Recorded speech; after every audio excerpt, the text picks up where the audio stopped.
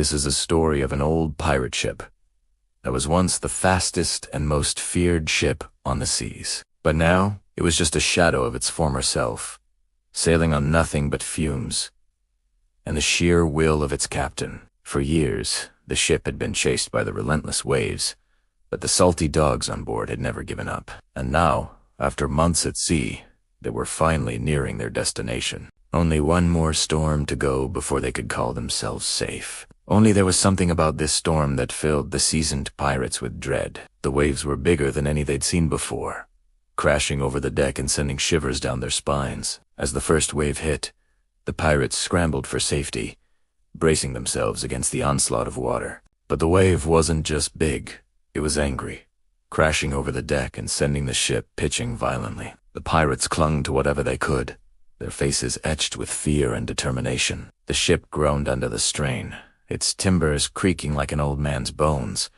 but the crew refused to give up. They held on the ropes, their muscles straining, their eyes fixed on the horizon. But the wave kept coming, crashing over the deck again and again, and the pirates were being pushed to their limits. One of the crew, a young lad named Finn, found himself swept off his feet and tossed into the raging sea. The other pirates watched in horror as he was swallowed by the wave, his cries lost in the wind and the waves. Without hesitation, the captain sprang into action. He didn't care about his own safety. He just needed to save the young pirate. But the wave struck again, knocking him off his feet and sending him tumbling into the water. Other pirates followed, each one determined to save their own skin. The ship was taking on water fast, and if they didn't get it under control, they'd all drown. Working together, they managed to bail out some of the water, but it was a losing battle. The wave had knocked their ship off its course, and they were now at the mercy of the angry sea. Just when all hope seemed lost,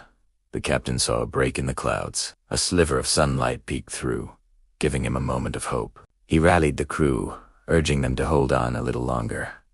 The worst of the storm was almost over. With renewed determination, the pirates battled the elements, their bodies aching, their spirits broken. But they refused to give in. They fought for their lives, for their ship, and for the dream of calmer seas.